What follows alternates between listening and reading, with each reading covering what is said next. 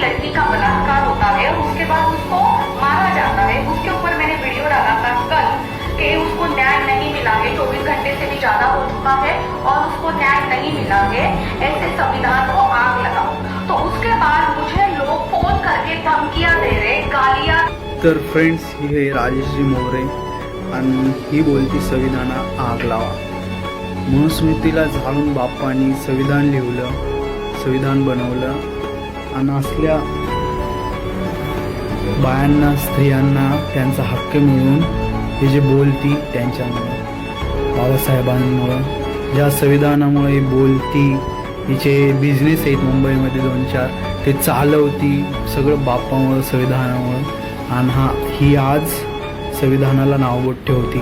आणि हे जे रेपची गोष्ट ही ठीक आहे, पण ही जे बोलती ना संविधानाला आग लावा, हे चुकीचं आहे। आणि तिने दुसरा व्हिडिओ डिलीट केला कारण भीमसैनिकांनी खूप तिला शिवाविवा दिल्यामुळे। आणि दुसरी गोष्ट म्हणजे हे जे तुम्ही 500,000 रुपयामध्ये तुमचे मत विकून जे तुम्ही हे असल्या नेत्यांना न्यायव्यवस्था बनवता, नेतेगीते बनवता आणि नंतर संविधानाला नावबोट ठेवता, तो तुमच्या जिंदगीवर